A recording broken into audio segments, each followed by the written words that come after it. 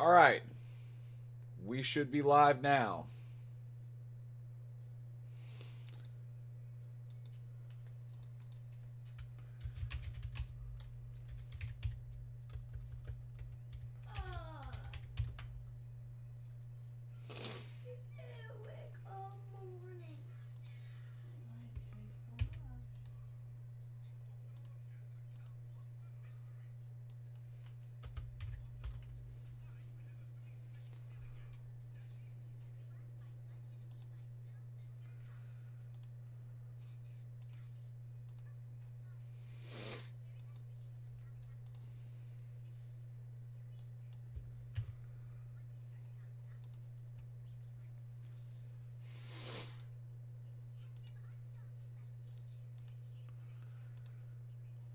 I don't know if it's working, but we are live.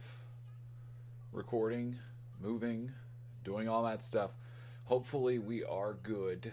Um, so, yeah. I see audio, I see video, I see things going. So, hopefully, we are fine. Um, we are live. We have nothing, nobody in here yet. But it looks like it's working. You should see if it works. Go to my YouTube and see if it works. So you can see me. It's like it's just me right now.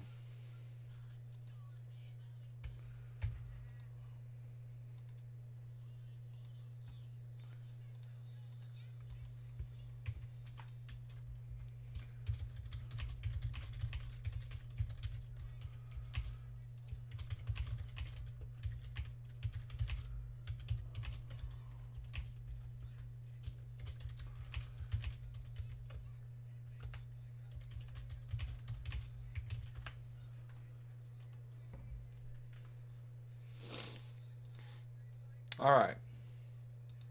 Did you go and find me? You're watching? Cool. Hello. Howdy. Looks like we're getting moving. I'm sorry for any confusion.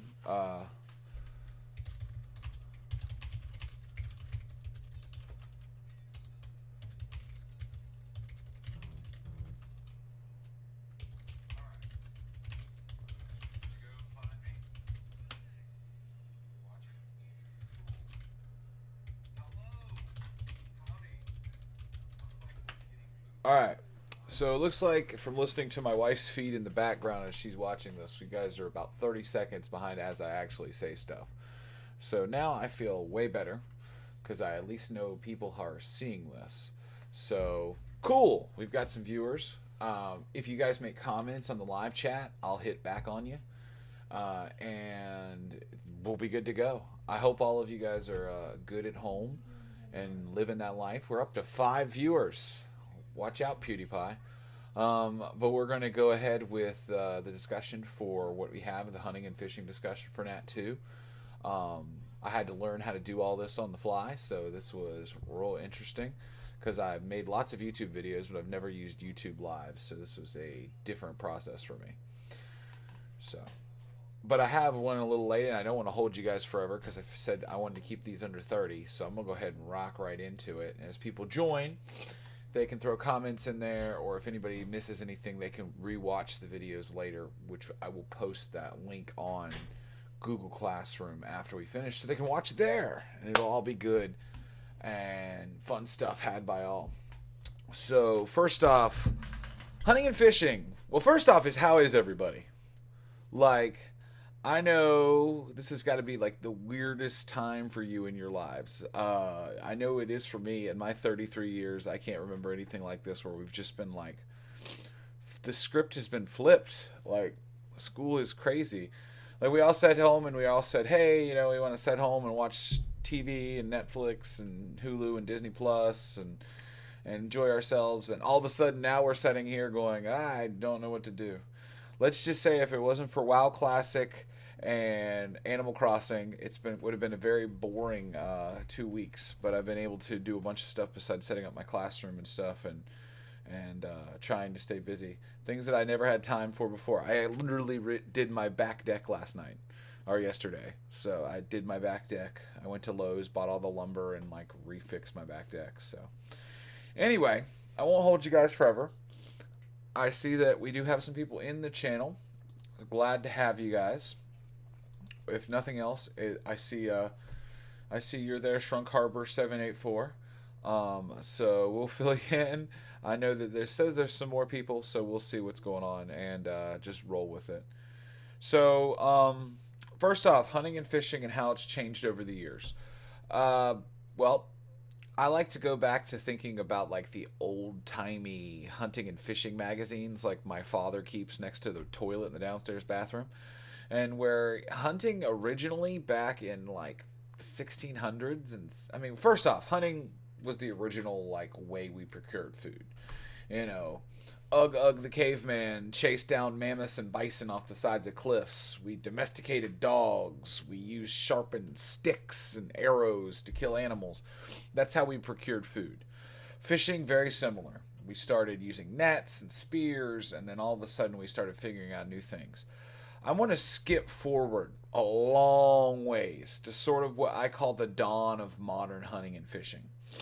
Which, the dawn of modern hunting and fishing, basically, long story short, was when we started doing, you know, guns, and we started using fishing rods and hooks, etc.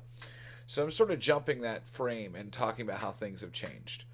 So first and foremost, as far as like guns go and hunting and claiming animals and killing, it was originally sort of a scary process. I think back to why we saw the start of modern firearms, so many laws and regulations come into place, because we literally saw animals start getting killed off.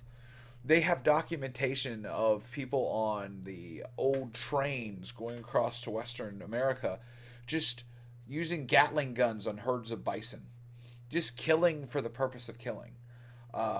And I mean, I can imagine that. I've seen some irresponsible hunters in my time, but I mean, I like to live by a process that if you kill something, you need to have a use for it. And they were just killing to kill, which I think is sort of scary how that has changed, which will lead into game laws and stuff in a little bit. The other thing is where we saw a transition in bag limits, where, you know, if you were out and you shot 5 deer, if you could eat all the 5 deer, that's great, but most people would end up doing more. I still like to think back to my 6th grade keyboarding class in middle school on Oregon Trail, man. That's the jam right there. And how you could only carry 200 pounds of meat back to the wagon. So, I mean, we always harvested more than we used a lot of situations. But I mean, that is how we transitioned, and why game laws have went into effect. There's 5 stages of hunting. The first stage that we, as a lot of people, have is the I just want to shoot things stage. Hey, welcome. Ooh, your cat's here too. I'm glad to keep your cat very intrigued. That is my number one goal, is making sure all animals and small children that might be in your houses at the same time are intrigued. Wait, let me give a shout out to the cat. Ready? I'm going to do something that might intrigue the cat. So if you put the cat right up next to the screen, and about 20 seconds when the screen to video catches, kind of come back. You ready? Set. What's up, kitty? There. That will either scare the cat, intrigue the cat, or I just caused the cat to claw you. One of the others has happened. So, yeah, things have changed significantly in that time period. We have went from just harvesting animals to it's funny, I'm watching my video feed back after it's happening, so I want to see how I look when I tried to attempt to scare the cat. There we go. Yes, I would have been very, very afraid if I was a feline. So basically, as hunting has changed, we've seen the implementation of game laws, when you could hunt things, seasons, etc. Because originally we just killed off animals. I mean, we literally almost wiped off red wolves, bobcats, cougars, and wolves, and some species of bear just because they intimidated us. We killed because we could kill, not because we needed to kill. When natural resources, if you guys remember, like, it's been one of those things where we've talked about it, and it's definitely changed in time. The other things I wanted to hit on is modern society's effect. Uh, oh, fishing. Didn't hit fishing there. We talked about hunting. We didn't talk into fishing. These are the quick cliff noted versions. Fishing. Basically, we started off as casual fishing. Then it became fish to eat. One of my favorite fishing facts is, did you know lobster, which is now one of the most sought after seafood items, was originally given to indentured servants and slaves because they would be fishing for crabs and other things, and they'd get lobsters in their pots, and they were like, I don't want to eat these big bugs. So they would make their tray, their slaves and indentured servants eat the lobster, which I think is hilarious because now you're talking about something that's $25 a pound in today's world. So it's interesting. But back to why fishing has changed. Originally, it was just for food procurement. Then we've discovered a lot of other things. I mean, heck, I had tuna fish sandwiches for lunch. It is really changed a lot because basically, long and short of the whole procedure is fishing will always meet the demands of society. Originally, it was just you had fish every now and then. Seasonally, it was a treat. And then medical science has said, hey, fishing is one of the healthiest proteins you could eat. So we've had a need a steady supply of it. So fishing boats, etc., have cast gill nets and nets and all kinds of things. I love to watch Wicked Tuna there out of Boston Harbor by Harbor catching some tunas. Um, those shows have even become like part of pop culture. Deadliest Catch, Wicked Tuna, some of those shows have become like relevant to society where people watch them. Heck, Wicked Tuna, I think, is on its 8th season. Deadliest Catch is like on its 16th season. The ratings are still good enough that people want to watch and learn, which I think is crazy. But those will change a lot. And we'll talk about how those laws and implications have changed as well. The effects of modern society. So basically, we want steady supply of meat and fish. Now the problem is meat is limited because we as a society only eat livestock meat, game meat, etc. We're changing what we actually have on the regular. You can't go to the grocery store and buy venison. It just doesn't happen. So if you harvest game animals, you're going to have to process them on your own. So that's sort of modern hunting is very similar to old hunting. You have to do all the harvesting. Now we have thousands of dollars of equipment to do this now. You can go into Cabela's and get sausage machines and smokers and cleaners and things to help you with skinning and cleaning, and it's very easy comparatively, but it is not necessary. So it is definitely changed how we use and do those things. Now, to flip script on you guys, you have the exact opposite in fishing. We have streamlined everything fishing because fishing is one of the major ways we freeze protein. We as Americans eat very little fresh fish. One of the main ways we eat fish, shrimp, etc., is frozen. Why? It's conducive to freezing.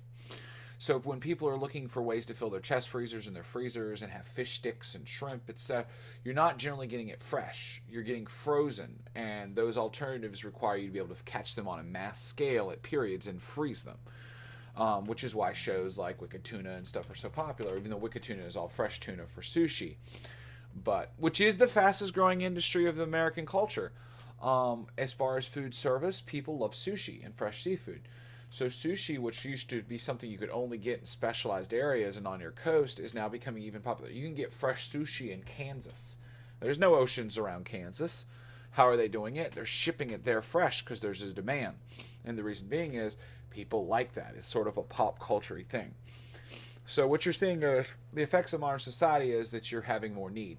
Now the oceans and streams and stuff we got to get our fish, we don't get them in such a situation anymore, which has led on to aquaculture, and that's a discussion for another time. I know you guys did your aquaculture projects earlier in the semester, so this is sort of a review of all of that. And the last little thing I want to sort of hit on, and then I'm going to just sort of give like a little summary of all of this for you guys. And I know I don't have a lot of people in here watching it. I've been viewed and joined by a few of you as we've went. But and it's all going to be available for you to rewatch. Like I said, I'm trying to keep this under 20 minutes, so it's just a short little like grasp into the objective. I'm going to try to do one of these per objective. This is the hunting and fishing one. We're going to do one on wildlife, one on meteorology, one on aquatics, one soils, one forestry, And that'll sort of summarize up the classes and everything we've covered so far. So why should we have laws for all of this? Why do we limit the number of fish we could catch? Why do we stringently test things? I think the main reason we do this, guys, is because we as humans don't know limits, and sometimes otherwise we go crazy. When I tell you the story about them shooting buffaloes off the back of a train with a Gatling gun, today we hear this and we go, oh my God, how could they ever do that? That's just something that we can't do. That's not okay. That's not society. That's unacceptable, you know? But the fact of the matter is, that was normal for them. That was just a simple thing. They just got on a train and let's kill these bison.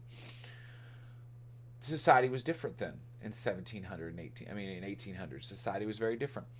Not 1700s. No trains in 1700s. When it made the Revolutionary War very different. Don't come Mr. Coach Moats. He'll be telling me I don't know history, which is true if I make that misspeak. Guys, society has changed significantly.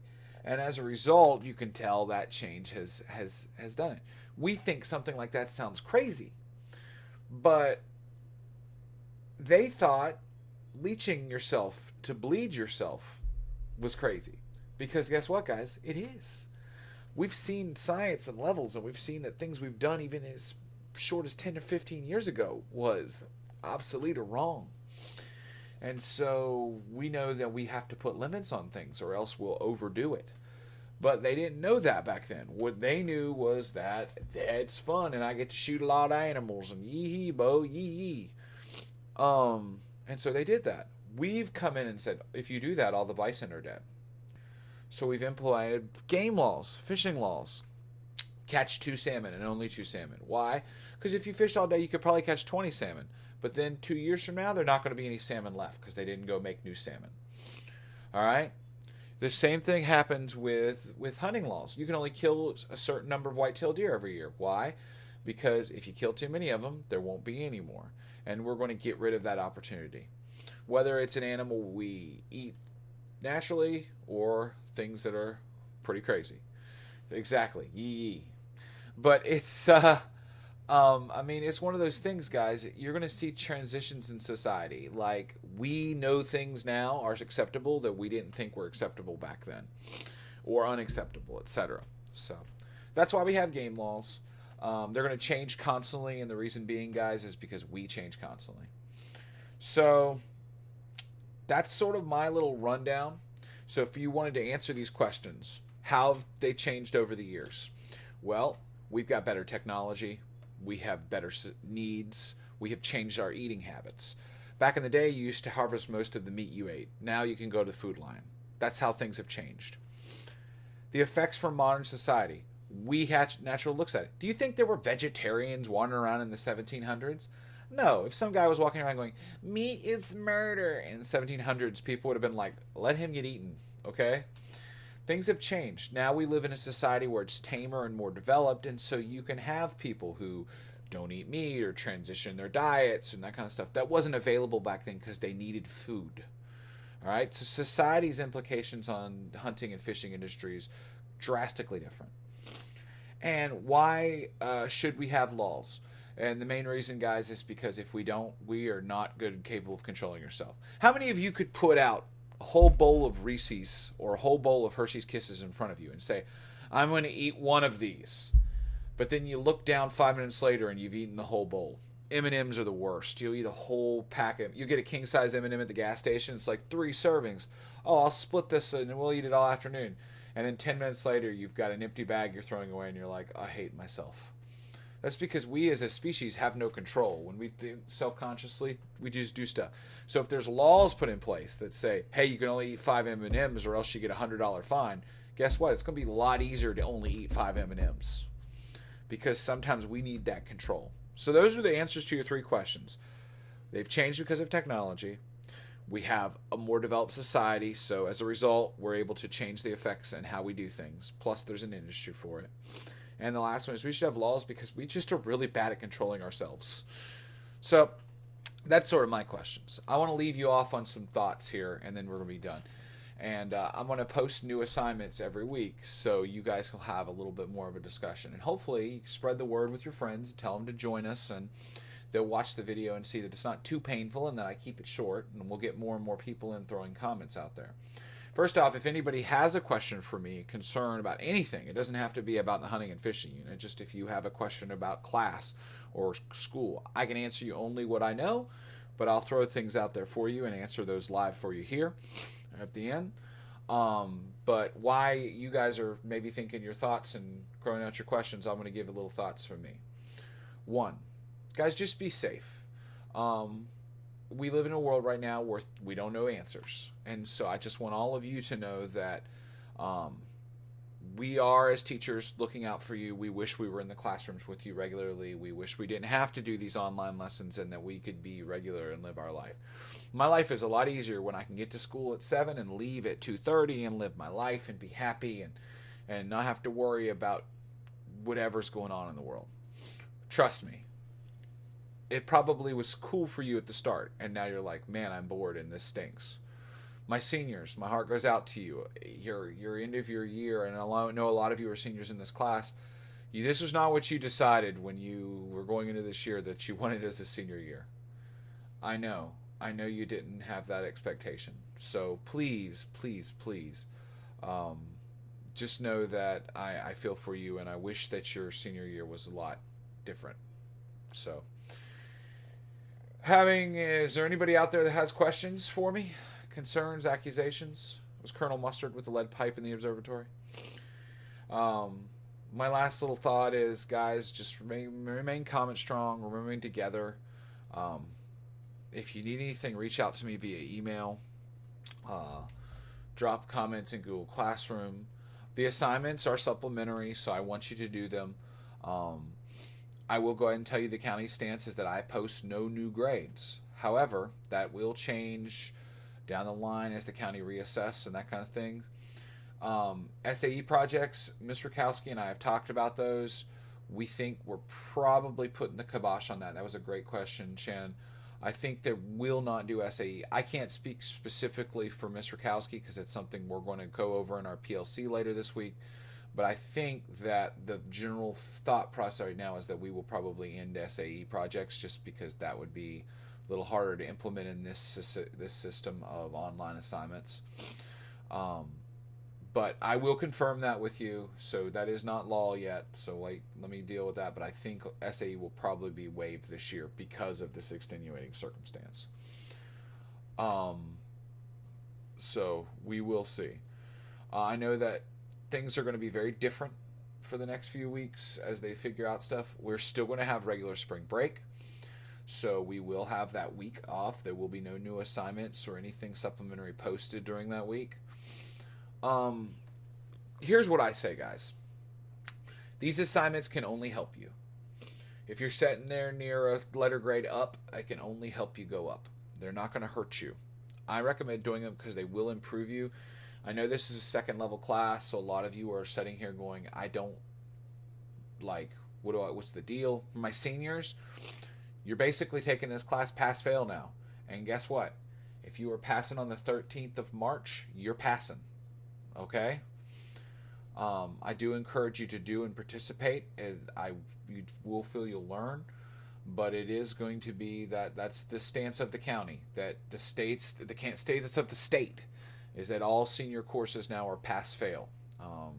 They'll be coded in your GPA. You will not get GPA points for them. All spring classes are coded. That's pretty much my long and short, guys. If you guys have any more questions, hit me up. I'll answer questions that I get this week via email or via comments on this video as you watch it later. I'll answer them to kick off my next YouTube live video. Guys, I'd much rather be in a classroom talking with you and telling stories and teaching. This is nice that I got these 25 minutes to talk and talk about my content. It was enjoyable, and I hope all of you guys can reach out and ask me questions, reach out and tell me things. I had a student a couple of weeks ago send me a picture of a red-shouldered hawk right when this was all happened. Send me a picture they took in their backyard of a red-shouldered hawk and said, hey, Mr. Manzer, I knew this was a red-shouldered hawk because of your Natural Resource 1 class. And that felt really good to me because it felt like something I taught was really relevant to my kids and all of the craziness of this world that we live in right now. So reach out, guys. Share. Just know that we're all in this together, and that I wouldn't wish this on anybody. But as long as we're going to do it, we might as well learn, have fun, and enjoy our times together. So, peace, deuces, pass points on. I appreciate all of you guys do. You guys are awesome. Right at 25 minutes. So, thank you for everything, guys, and keep it real.